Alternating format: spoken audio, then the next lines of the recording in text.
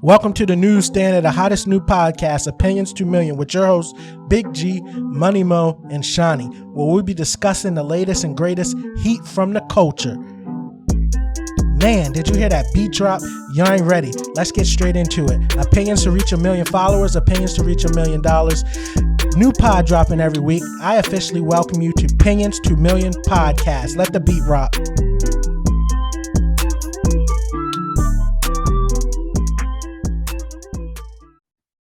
Welcome back, everybody. We're here for episode 3. I'm Shawnee. We got Money Mo, Big G, and our special guest today, Pat. I'm going to go ahead and start with all the topics for today. We got Afghanistan, Kanye West's culture impact and his album that's coming up. We got Drake's Certified Lover Boy Hold Up. And then we got the Draymond Green Kevin Durant interview and the Quando Rondo interview.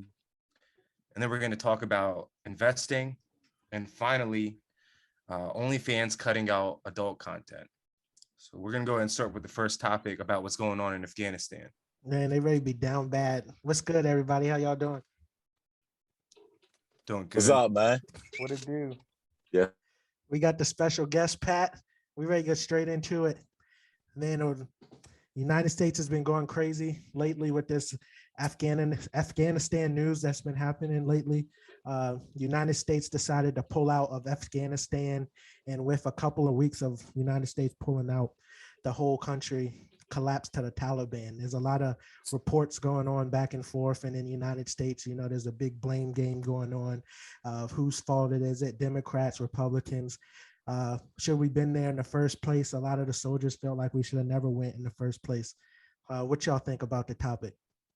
Yeah, like I was like, first of all, I want to say, like, if you've seen a video of like, I think one of the U.S. Air Force planes was flying off, and you seen all the Afghans that didn't want to come under the Taliban establishment were running towards it, trying to hop on the plane. I think one of them, like when the plane was in the air, one of them fell off. So it's like, I think it was three people. I think 3 people fell to their death. Right. Trying to so like it's like, hold on to the side of the plane. Yeah, holding on to the side. So I think everybody should take this serious. It's like, I know we in America, we good, you know what I'm saying? We good living. But I think when people take a lens and focus it towards other things like that, it puts stuff in perspective.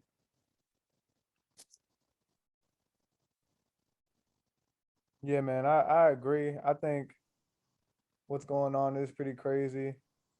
I think it's interesting to see how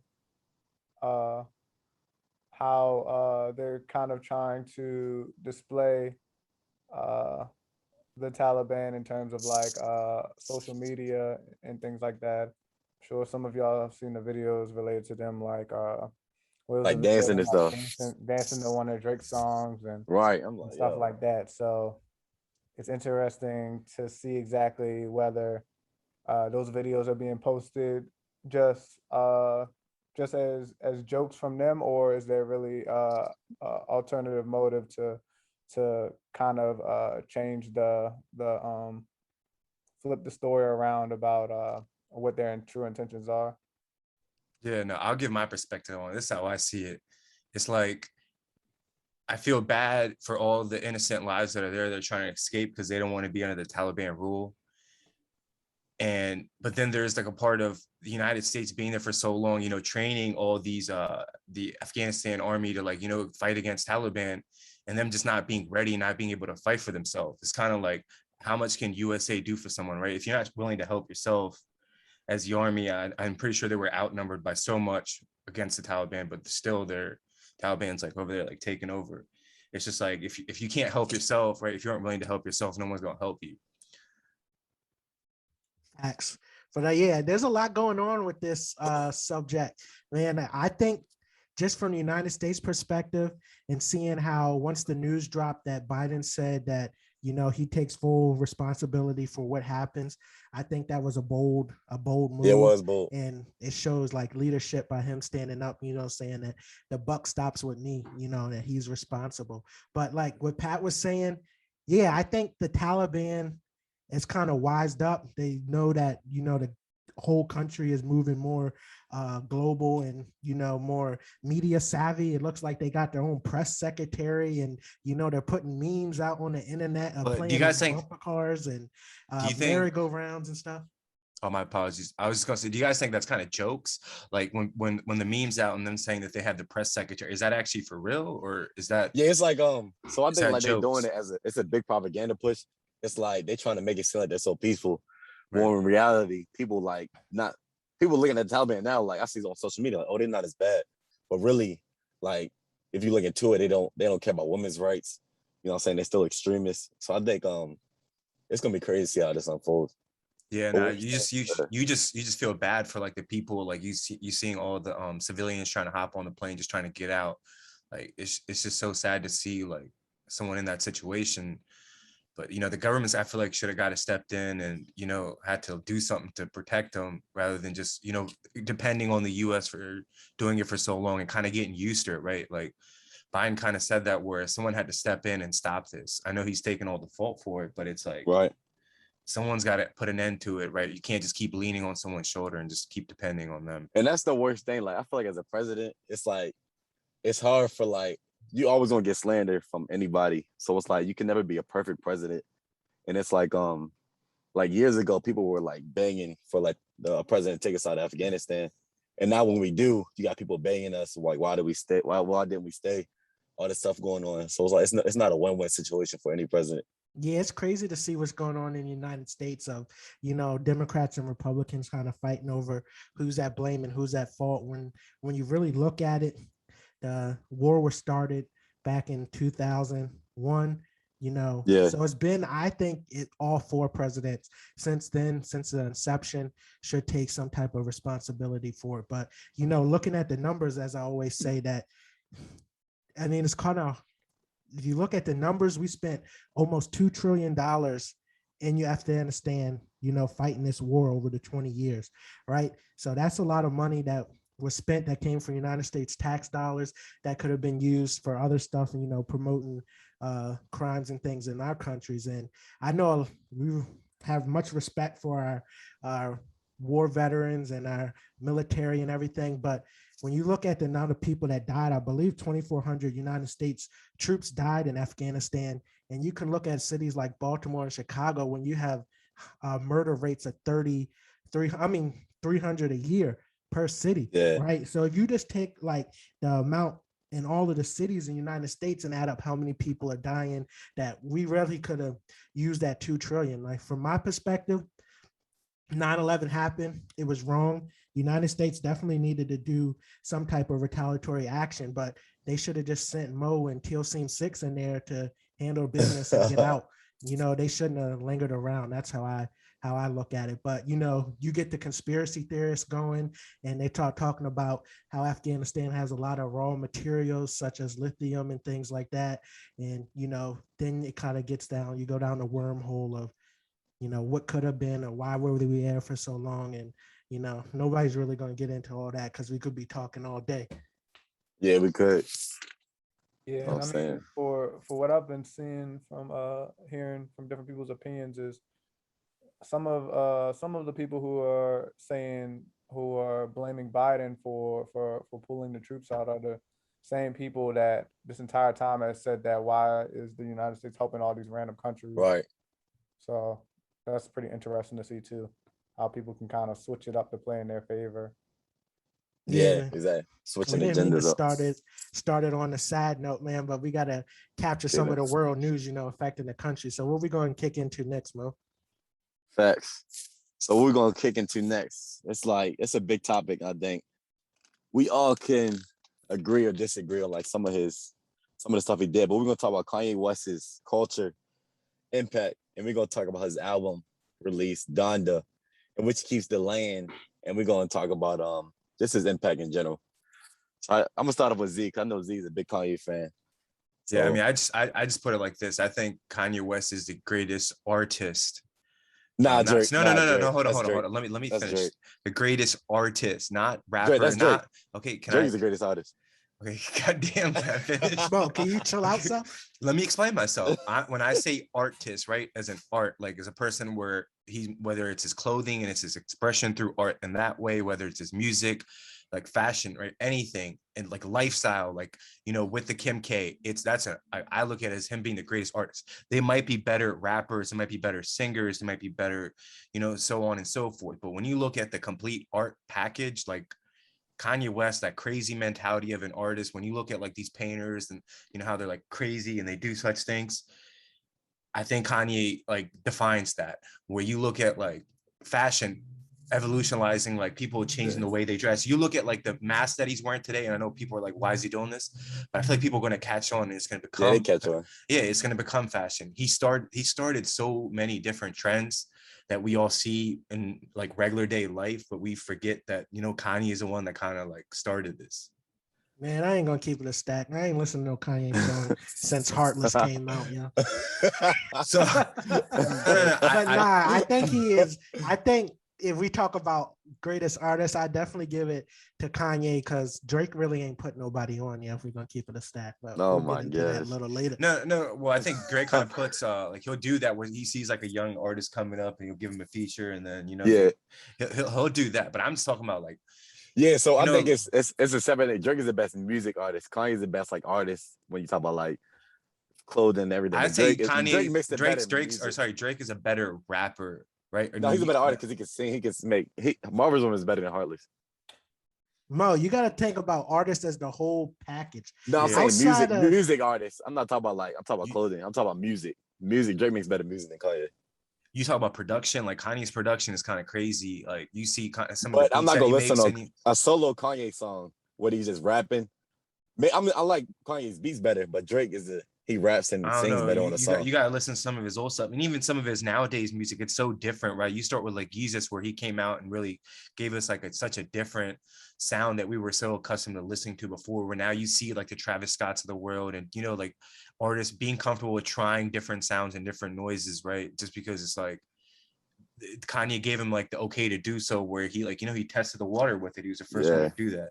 So I think he definitely, and I think he gets a lot of like this dislike towards him because he does that, because he takes those chances, where other artists wouldn't do that if they were in his position. Now, Right. do you think that Kanye is a genius when it comes to fashion, or do you think he's just a really good businessman? Because I've seen multiple times where Kanye has released some shoes or some random clothing, and everyone's pretty much dogging it, and then he makes get on it later. a limited supply, and everybody buys it up and resells it, and that's kind of how he made his come up. I feel like off of Yeezys. I don't think originally everyone saw Yeezys and thought they were a hit. I think they were limited, and they saw Kanye wearing them, and it started building up the hype, and now we have the shoe that we have today. Well, that's so like, look, if you look at it like that, right? You might think that he did like the limited supply thing, and that's what makes it so. But you look at other shoes that other brands like copied, like if with the Yeezys, right? The one Like Roche's.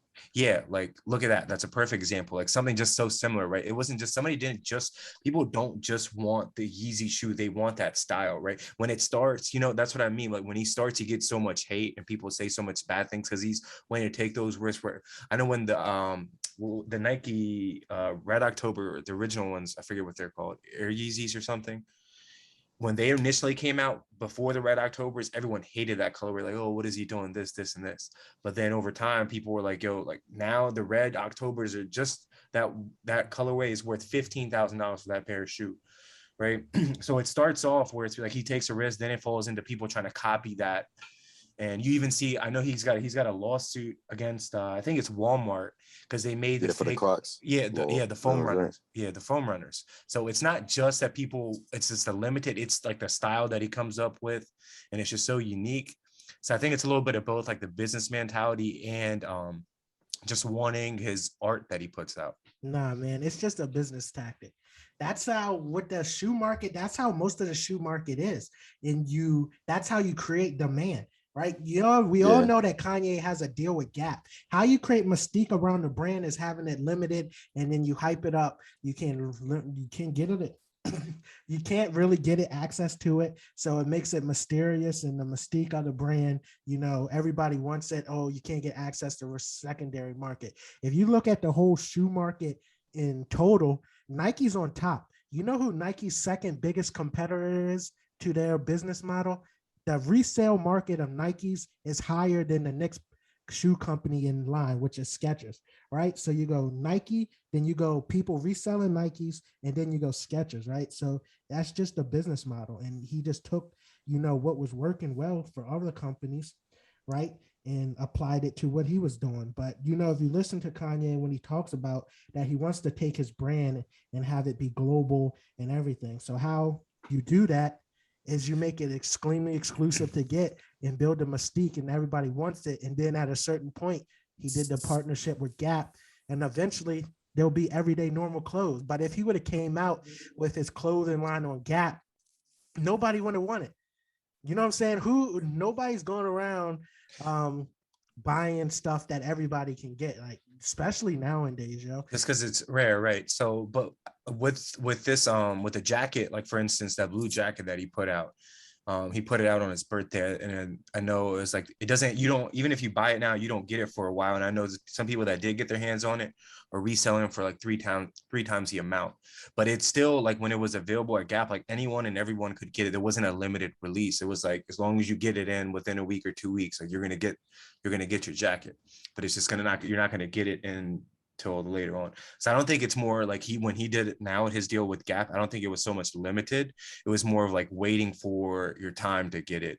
And I think when he's gonna like officially release, because it's a 10-year contract he has with Gap, and I think over time when he openly puts out his clothing where you can get it anytime, I think that there's definitely going to be a demand for it rather than it just being a rare clothing. Yeah, I think with Kanye, like when it comes to Kanye, I'm not the biggest fan of his music. Like I respect it. I respect that he's a legend. He's one of the best artists of all time. But I think that his fashion and his he hits on it every single time. Like his shoes, like they go so perfect. They just futuristic looking. They low key killing the Jordan brand.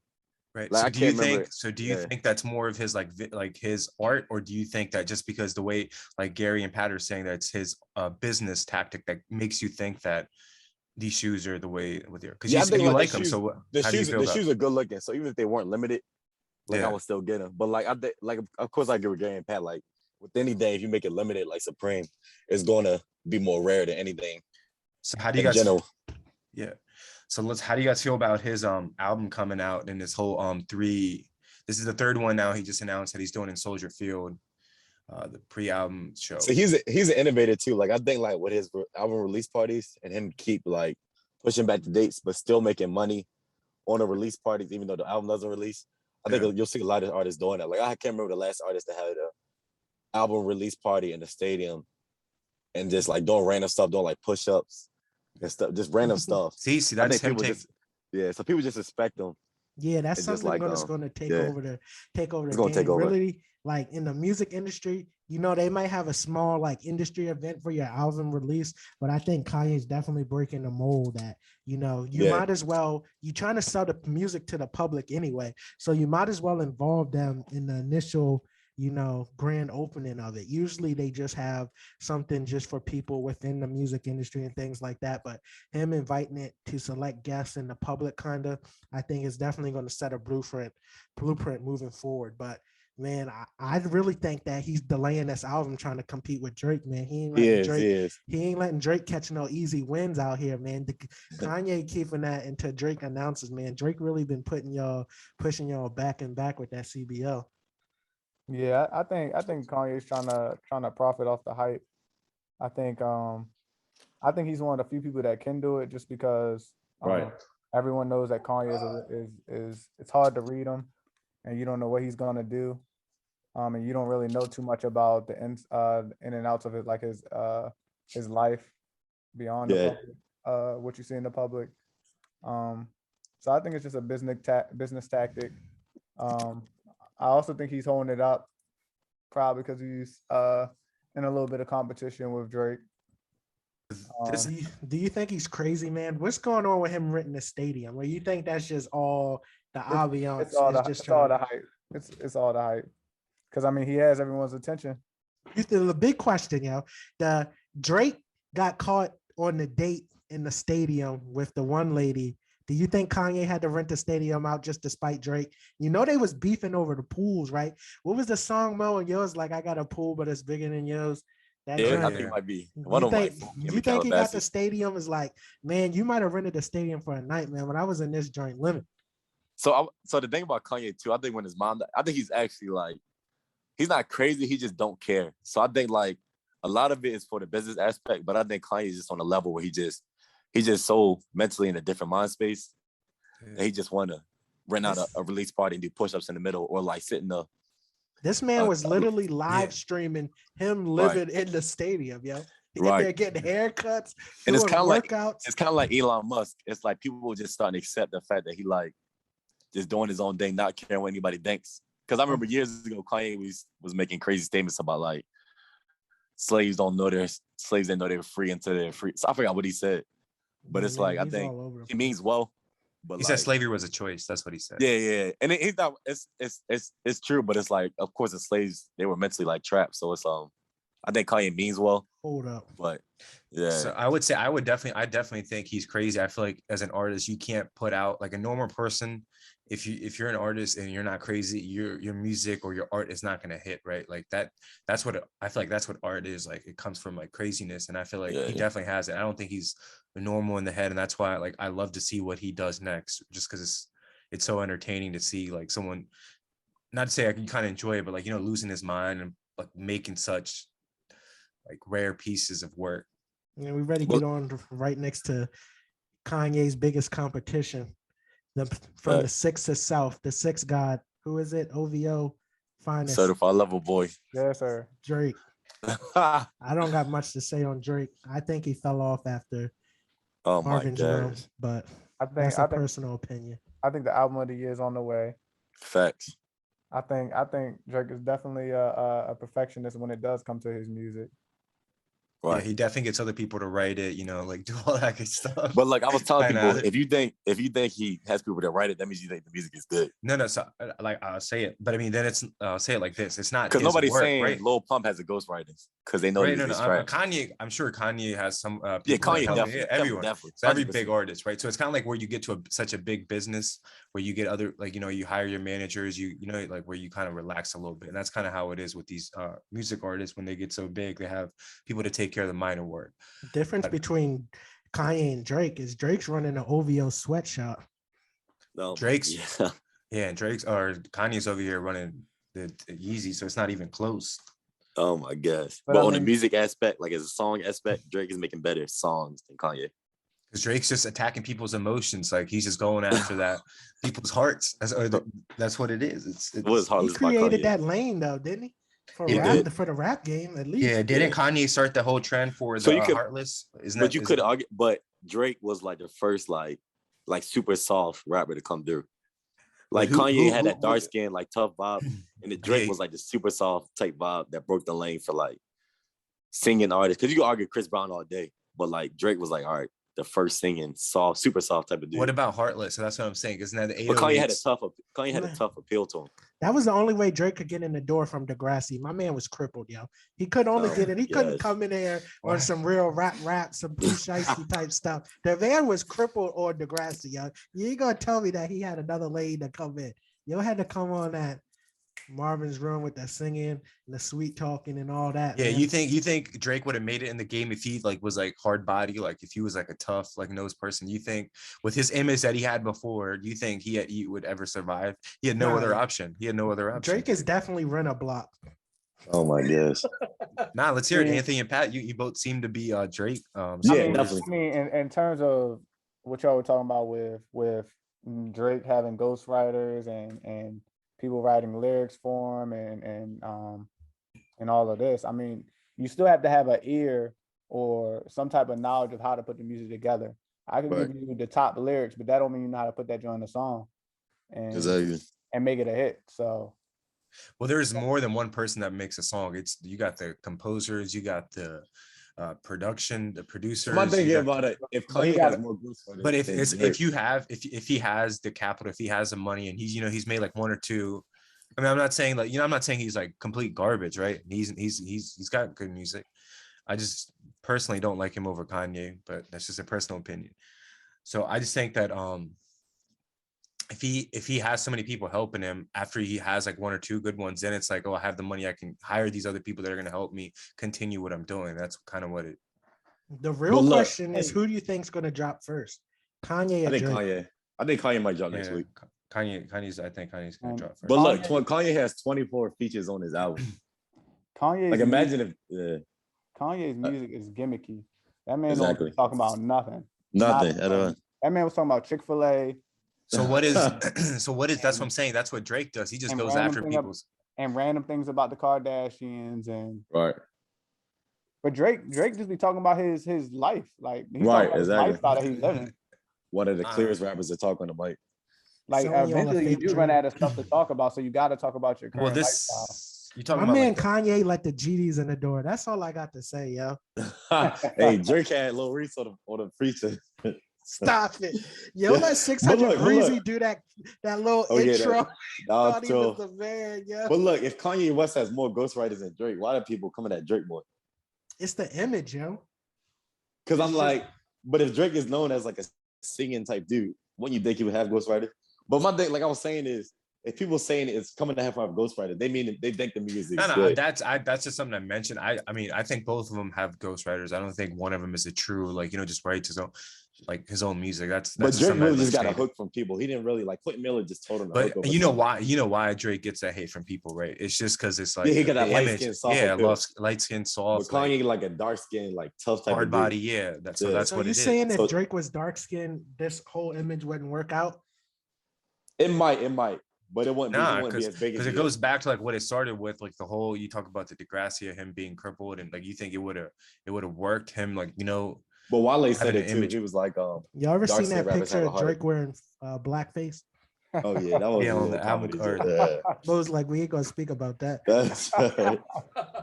That Drake. Hey, but end of the day, Drake will do more numbers than Kanye will without all the release parties, and that without the 24 features. What's your album predictions, Joe? How much you think Drake ready to sell? I think Drake gonna do like 800,000. First week. I give him 600K. Kanye His might views did a do. million. I don't even think Kanye Kanye might do. do 300. To be honest, Nah, Yeah. Kanye's got a lot of hype right now. Like all He got a social lot of media- hype. I ain't gonna lie. Yeah, right now, like Anthony, I know you weren't even a fan of his, and you were like tapping in, like, "Yo, he's but got the my music- attention." I know he got my Yeah, attention, but I'm that's not what gonna. I'm saying. I'm not gonna mess with a solo Kanye song. I want I to hear a think- song with The Weeknd on that song or something like Yeah, that. I think there's a lot of people that like don't like Kanye for his stuff that he does, like the things that he says, but would Yeah. just listen to his music and keep it at that, right? Like, I'm just gonna hear a song and that's it. Like, I don't want to hear anything that comes out of his mouth. So I definitely think that he's gonna do numbers just because of it. There's definitely people that to this day respect Kanye's music. Yeah. why y'all think Definitely. Drake's waiting so long to drop his album? Yo, he been putting this joint out since the end of last year. We going on almost 9 months. Him just Kanye's keep delaying. At first, he was saying he had an injury. Recently, I think he caught the vid-19. What's going on? Yeah, no, Kanye was supposed to do the same thing. Kanye was supposed to come out with this album before this gospel album came out. This album has been mentioned a lot from Kanye. Both of them just been taking forever. I don't know what it is or what's holding them up. Maybe they're trying to like build hype for it before they put it out. But Man, that's enough of the super. Oh, go ahead. I think No, Drake I is- got too much. I one think thing Drake after is Pat. just trying to get the album right. Definitely have different people listening to it. Just trying to make the best project as possible. Yeah, And in terms of Kanye, I think for the numbers, I think that it's kind of hard to tell exactly what his numbers are going to be because there's a lot of like things kind of making it look like a lot of people are interested, but really that's not the case. I think more people are interested in the mystery of him doing random stuff within the stadium over what the actual songs are and whether they're good or not. yeah. I think, and the thing about it too is, people don't realize Drake's album leaked too, so he probably has to remake new songs. So it's like he knows that a lot of stuff leaked like a year ago. So it's like he probably had to go back in the lab like Lil Wayne used to do, remake songs. And now at this time he's messing with Kanye, and he don't want like Kanye to drop right after him because that's gonna take that'll take the shine away from any of them, from You any know artist. that's no big task for the OVO sweat camp. Yeah, it's man. no big task. Yeah. You I know think they that joint working was a hard. throwaway. They I got think the that most joint- biggest silent beef right now. Yeah, That no, joint you was guys remember what throwaway. happened last time when Drake was trying to drop when isn't that how Pusha got all the information? Wisconsin. Yeah, exactly. When he played him the album So for Kanye him. be doing some shady stuff. Kanye like People begged like him to, Drake. or didn't he force him? Not beg him, sorry, that was wrong. Like he forced him to, like, yo, you got to play it for me, or this and this Right. and this. I'm gonna tell you. And then he played the album for him, and I think that's where Drake was gonna mention something about his kid. And then he told Pusha, and then it just went on from there. But if we go talk about numbers, if none of them had a release party, they both. Mo, you in the matrix. You in the Yeah. matrix, buddy. Anthony, yeah, Drake your is voice. blowing him out. So, you hear me? Yeah, you you good now. straight. Nah, I was saying, at the end of the day, without any release parties, if both drop at the same time, Drake is blowing Kanye out. Oh yeah, Even definitely. even in Kanye's prime, Yeah, I don't think nobody disagrees with that, Kanye is a better music artist. I think the leak was a throwaway. To be honest, I think rappers do that. They Test the purposely leak waters. music, yeah, to see what people want to listen to and what like is trending and what people want to hear, and then kind of go off of that. Well, most True. definitely. We ready to go take this flight from the 6th to Savannah, Georgia. Man, recently Quando Rondo sat down, did a World Star exclusive interview with Big U. And they was talking about the whole incident happened with Quando Rondo, Lil Tim, and King Von, and you know how Quando Rondo's has to move now after the incident and him getting blackballed from the industry, and them stopping his money and doing shows and how this is affecting his life. Man, so what y'all think about this whole situation? You think Quando Rondo's being blackballed? Do you think he's getting the short end of the stick? Yeah, I think Vaughn was way more popular than Quando Rondo. So it's like of course Quando Rondo didn't shoot Vaughn, but it's the repercussions of taking out somebody that big. Yeah, money talks. Right. And when you side with one person, you going against a whole nother group of people. Like right now, Dirk is having his run, and he's on every feature, and everybody wants a feature with Dirk. And by siding with them, you potentially losing money. So Yeah, just listen to the interview, like aftermath of what had happened, like just Big U, like just kind of being the older person, just helping him out, trying to get him through it, talking about him investing and staying off the lean, just trying to help him through, trying to help Rondo through all the stuff that he went through, or he's getting from the industry now. Yeah, I think he's fighting an uphill battle, man. Very few survive it. Once they hit you with that blackball button, it's pretty much over, right? And not only that, like he was mostly complaining about him being able to do shows, right? And not even that he can't just book a show, but venues don't even want to have him because it's a security risk, right? People get injured. You got to have insurance and things like that. Most of the times he might pull up and find a venue that wants to host a show, but they can't get any security. They can't get insurance on it, right? Right. Or they can't get anybody to work security. So I think that, and how it's just playing like the public perception of everything, that he's scared, he's hiding and doing all of that. I think that's really eating away at him. But I think the whole situation is tragic, but I think it made it a little worse for him at the beginning when he was kind of dropping the songs and playing into the fact that, he got little Tim on the squad. But I ain't gonna be lying. You want to have it with you. You rather have it with you than without you. And anybody would be lying if they say they want a man like Lil Tim in the squad. So that's a fact. Yeah, like I think the day with Lil Tim and stuff like that, it was kind of adrenaline pump too. Like I guarantee if they both went back in time, they wish they would have never brought out the guns. They wish they would have fought with their fists or something like that because of the situations with the money thing. But I think like I said, he was so loyal to his friend. Nah, man, I think it's just a Chicago thing. I think really right. I thought Vaughn really thought he was the man. It's like when you in different states and move different, down south, it's a different type of vibe, with firearms. Exactly. The laws is not as tight. Like everybody might just have it on them and it ain't nothing like a big deal. You see what I'm saying? So definitely got caught slipping. Right. It's like King Von was really on his way up. And King Von had a lot of industry with him. He had, like I said, he had Dirk and stuff like that. And like he was battling a lot of demons. So it's like I don't think nobody's surprised that King Von this happened to him. But it's sad that it went out this way. Yeah, that's a fact. He definitely was getting close to his time to really run it up like Dirk is right now. Facts. Because he definitely was a rapper in his own lane. Not too Right. many people that rap like Von right now. Right. But this is a big one. Let's move to this topic. I think we all got opinions about this one.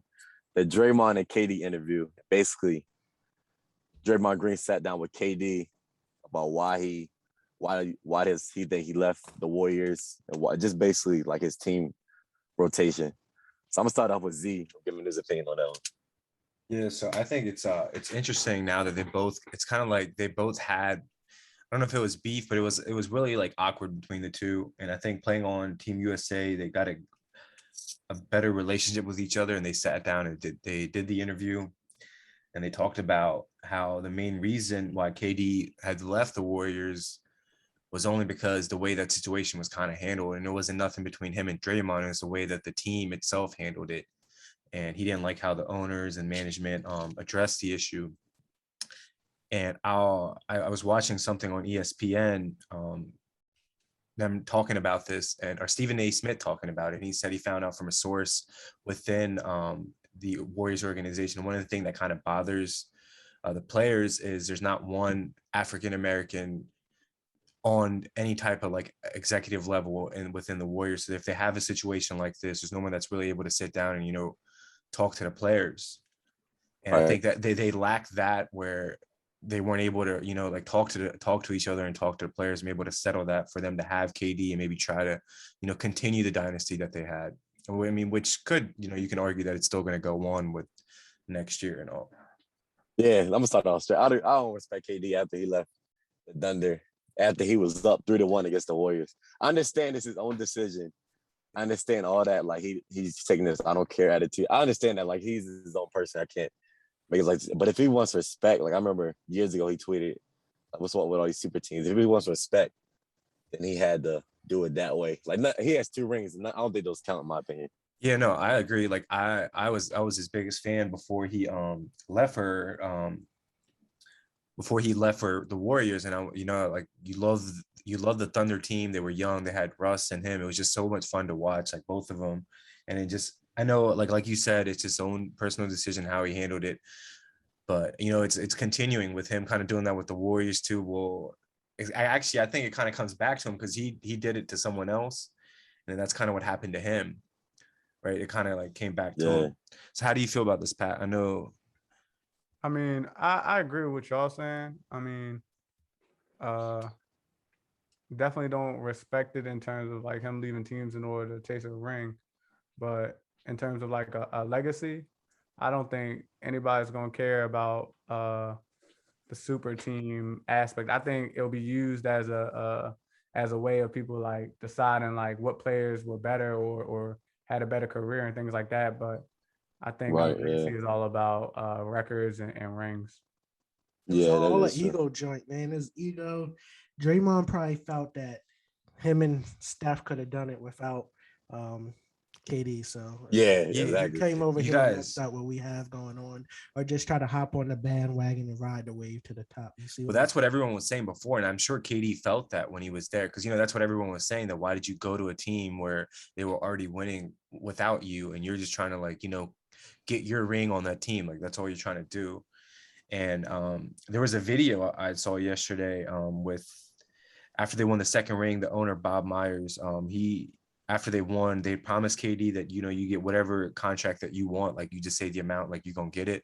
And when they were doing the parade and he was speaking, he was like, "Yeah, we're not sure if we're gonna go on that. Steph is gonna get the contract he wants because he's been with us from the start." And he laughed at it. And when you look at that video, like KD's face, his expression is like lost. He's confused, like, "Why are you taking shots at me?" And it's just funny to see like the whole organization like kind of wasn't all for him just because they all knew that they were already winning without him. At the end of the day, the rising tide lifts all ships. Yeah, now KD is like I know he he like sees a lot of like social media coming after him on Twitter and stuff like that. The But he burner gotta accounts. understand, like, yeah, burner accounts. But he gotta say he kind of put himself in that situation. Like when you join the two best shooters of all time, Clay and Steph, the best team record of all time was 73-9. And you join that, and you already the top player, one of the top 2 players in the league. You're going to get slandered. I understand LeBron did it, but LeBron got the slander, and I'll say he ate it. But like Yeah. KD, At the end of the day, let me ask you this: Is it more respectable in terms of history books if you did it by yourself?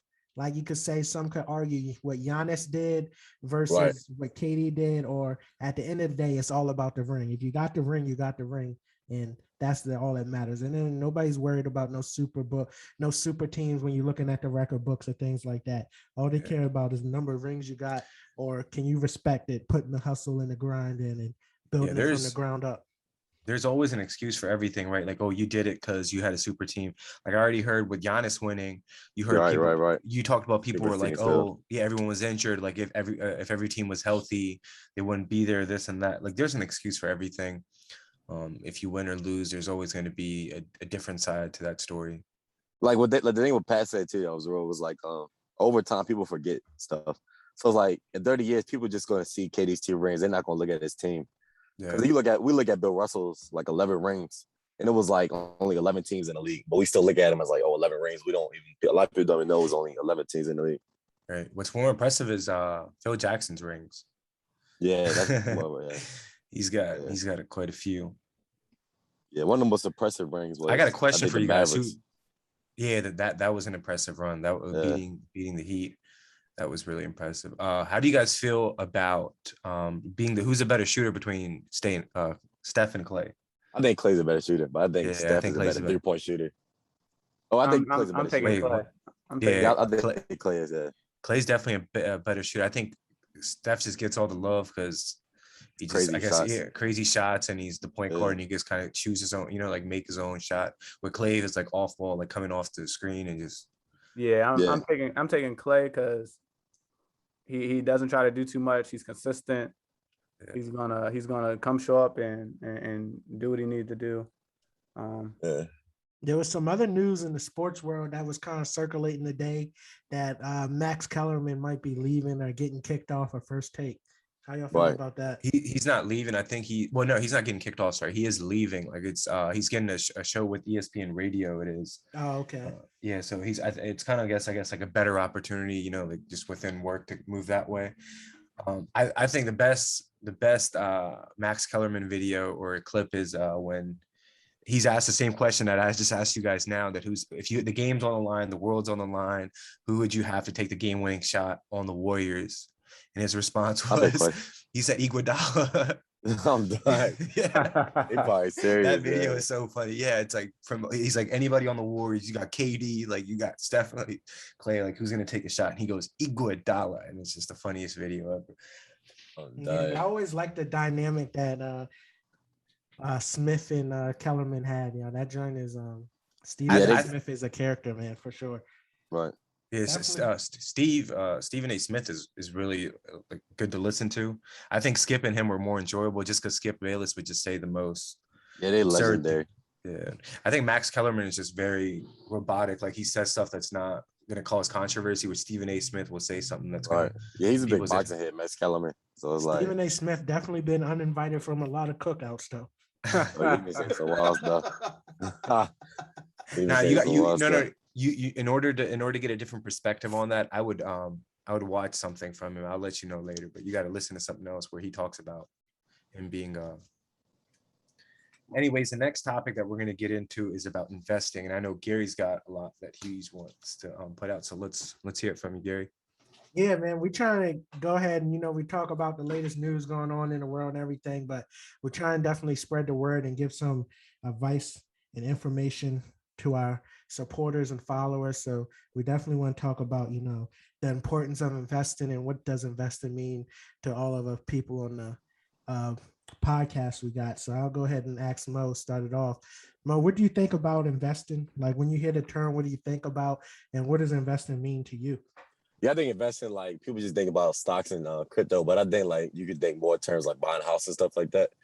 Like I think after I bought my first house last year, and after buying a house, like it made me realize I'll never rent again in my life because it's just like you put money into something that you don't. It's like a big savings account with interest on it. And like I said this last episode, but I think too many people get caught up in holding. I think you got to enjoy your life. Like I think people get too caught up in like I'm gonna save into the future.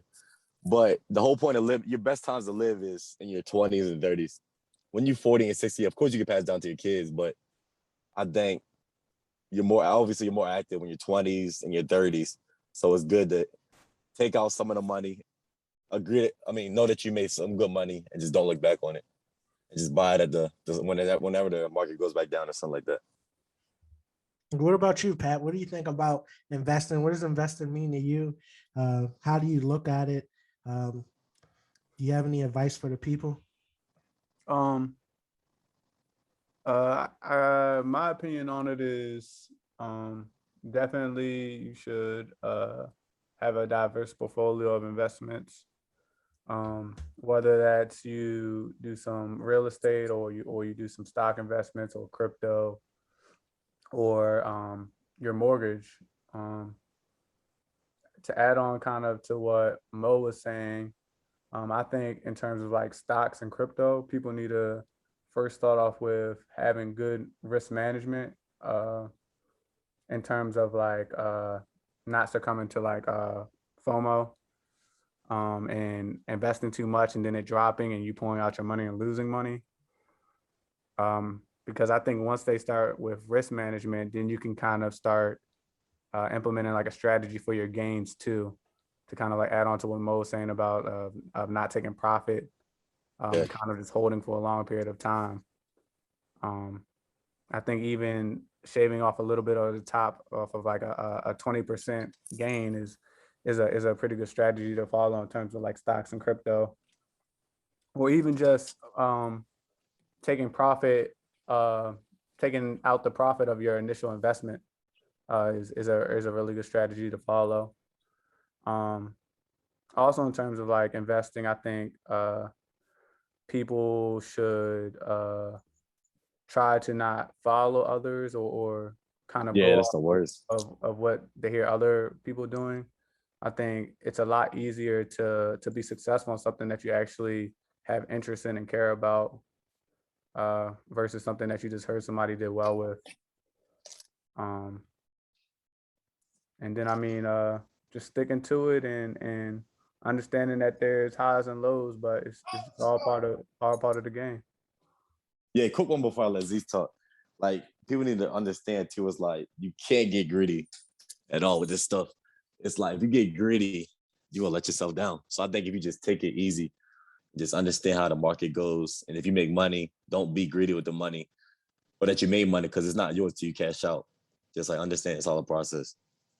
All right, Z, I'm going to ask the same question to you. What do you think about when you hear investing? What does it mean to you? How do you approach it in your everyday life? So I look at investing as like another word for growth. I look at it just the main simple thing is to beat inflation, right? Like whatever I'm gonna do, even if I'm like to keep what I'm earning, if I'm gonna save it, it's not gonna, it's not gonna be the same. I gotta invest it, at least beat or match inflation, right? Do something it's gonna help that. And the other way would be if I'm really trying to grow like more than inflation, then I would try to invest in like business or something, just anywhere where I can like see more money. So investing, that's what it actually just means to me. It's just another way to beat inflation. Any way you can do anything, whether it's a stock market, there's so many ways you can invest nowadays. Where it's so easy for retail investors. Like you can see anybody and everybody just download an app and, just start investing there, whether it's buying a hard asset like a house and do rental properties or, buy a business. Yeah, and that's how I look at it. I appreciate it. So I'm gonna go ahead and ask the question to myself. I'll go ahead and give y'all a Gary, what do you think about investing, man? I got lots to say, and as we move forward, I'm definitely going to try to educate the people. But just a simple like textbook definition is investing is the act of allocating resources with the expectation of generating a income or a profit.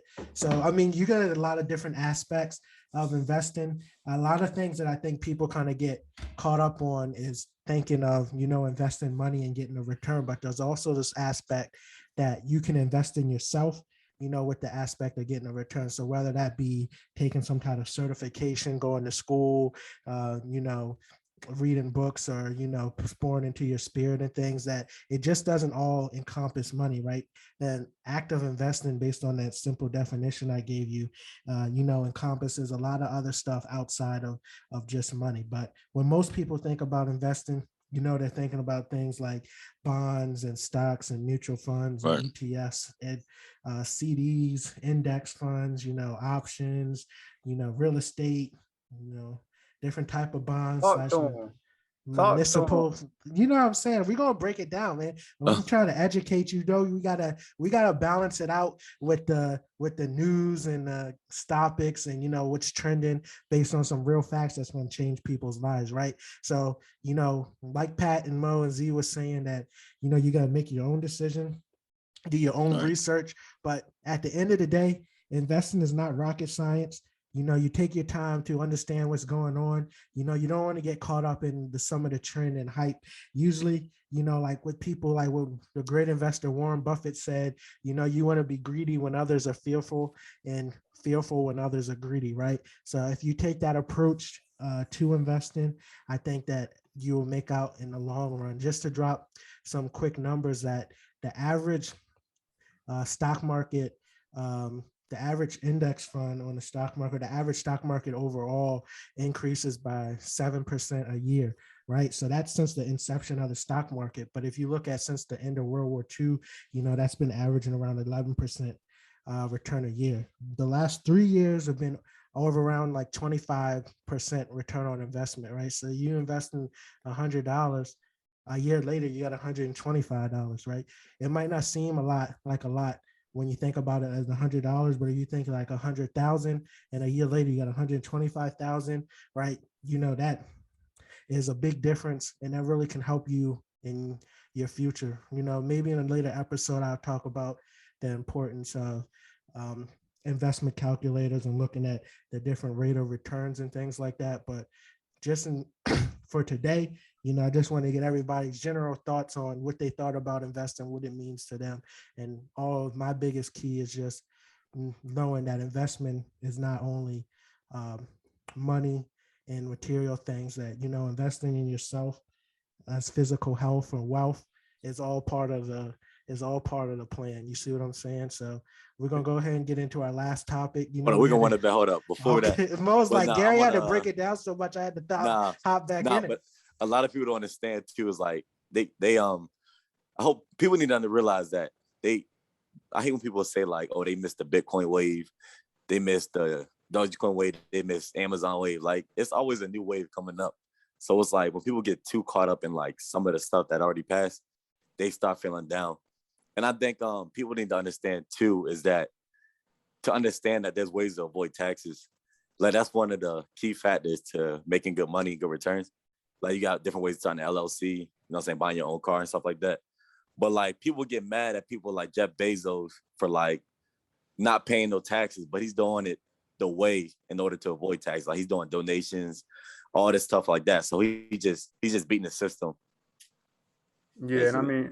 And I mean, for anybody who does want to get into investing or figure out what they might want to get interested in, I think the best way to start at is like establishing your goal. I think sometimes we can kind of have goals that like collide with each other. Like, you'll hear one person say that I want to be a millionaire or whatever, but they'll say I want to be a millionaire and retire, but that doesn't always align. Like, right. So you just got to understand that what comes with it. Like, you could say that I don't want to work anymore, but you could have money and say I don't want to work anymore, but you might have to live a cheaper lifestyle than compared to if you kept working and you were making a lot of money. So I think establishing those goals, understanding what you want makes a big difference too. Yes, sir. So that's our general thoughts on investing. We're definitely going to pour in on that and expand on the episodes as we go forward and, you know, try to help out the people. The only caveat or thing I got to insert is that this was not any financial advice. It's all for entertainment purposes. So let's go ahead and get on to this next topic. Man, the internet is going crazy. The thoughts of the hours are really crying their eyes out. Man, did y'all hear the news? Starting October 1st, OnlyFans is getting rid of all adult content, man. They said it is over. Y'all scallywags is not going to be on this Thank goodness. app shaking and juggling what your mother gave you. You ready to see a exponential decrease in BBLs and all that. Yep. Man, ain't no more tummy tucks. Exactly. These ain't girls no was none of really that. hitting the come up off the OnlyFans simps, man. I just want to really... say one word. I stuck for love. What? Mo, what you got to think? Yeah, hey, it's like I'm so glad it's happening because like end of the day, I feel like being a man of God. It's just I see everybody going away from him, and it's like these like you seeing like I'm hearing about like some of the most like everybody news is online. So it's like the future generation when they have kids, it's like you know what I'm saying, they're going to get made fun of because their mom is posting online or their dad or whatever. So I think it's good that it's going to chill out starting October 1st. Man, I couldn't even imagine if I was going to school and you'll put up a video of your mom busting it open for a pack of Skittles. Yeah, I'll be like, oh my gosh. Yeah, but yeah, the OnlyFans, man, it's going to be a lot of, as Kevin Samuel say, hey, big head text coming out because the floodgates is closing, man. They was really, like Pat said, the BBLs, Dr. Miami, Miss Lipo was really in big business, man. They was really out here eating steak and lobster every night. Did y'all hear about the, oh, go ahead. No, you go ahead. Did y'all hear about the hospitals and stuff in like Miami and stuff where they were doing them, like how the hospitals were pretty much putting out statements saying that if you just got a recent surgery done, you can't stay there because people are getting surgeries done and staying in hotels, and it would be like bloody sheets and like just yeah, it was crazy. So now they're gonna have to get real jobs. Is that correct? Whatever they can do, man. McDonald's is always hard. Yo, they was on OnlyFans doing everything for $1. OnlyFans said, y'all ain't gonna be doing this under our supervision. We getting out of here. Y'all all cut off October 1st. They said this ain't no Halloween joke. Right. And it's like it's good too for like because so many people competing nowadays. It's like that'll ease up the like, you know what I'm saying, different women going through different self-esteem issues because they seeing like you said, people with fake bodies and stuff like that. So I think it's a good change that's happening. You think it's going to be overall positive and negative for what's going on, man? But before we look into that, if we just analyze it from a business perspective, I'm not trying to be funny about it. Like, I think it was the right move for OnlyFans. I think they saw, you know, how much potential and growth they had with that being a factor, and then looked at, you know, how they could get other creators and content on their platform. And I think at the end of the day, they just felt like it was a lawsuit or risk that, you know, something could happen where you was messing with somebody on the app and then y'all broke up and, you know, your videos and things are still up there. Right. So it's crazy. that could become a lawsuit that OnlyFans has to get involved with, or, you know, even though you might have some contract with OnlyFans as far as getting paid, but, you know, people you posting your videos and things like that might not have given no consent. So I think there was a lot of liability issues on OnlyFans table, and I think they said instead of, you know, entertaining these people and, you know, we're just going to get them all out of here. Yeah, I think in the long run they made the right decision, just because some of the other business partnerships they can make can lead to people using OnlyFans more often versus you only producing sexual content. Is kind of like, you're limited on how often people will actually visit these sites. Like you think about like Twitter and TikTok and all these other sites where people are spending multiple hours of their day on these apps and social media platforms. And in terms of just dropping like sexual content, I think you kind of limit those numbers. Yeah, it's definitely a peak for it, but that was breaking news, man. That drink was all over the internet today. We just had to give our quick comments on it. Let's go ahead and close us out, Shawnee. All right, everyone. I just got some motivational tool for y'all, which is Nipsey Hussle's music. I feel like if you're doing anything in life, whether it's sports, fitness, work, social life, personal life, relationship, anything you want to do in life, you can just take the marathon approach to it. I think if you have any goal in your life, you can achieve that with Nipsey's music as a tool, with his vision of life being a marathon, the ups and downs, and just keep pushing. And as long as you're moving forward, I feel like his music is really a game changer. The marathon continues. We out. Roll the outro. Thanks for tuning in to Opinions to Million podcast. Please subscribe, like, comment, share. New episode dropping every week. You want to hop on the next one? Shoot us an email. Follow us on all social media at Opinions to Million. We out.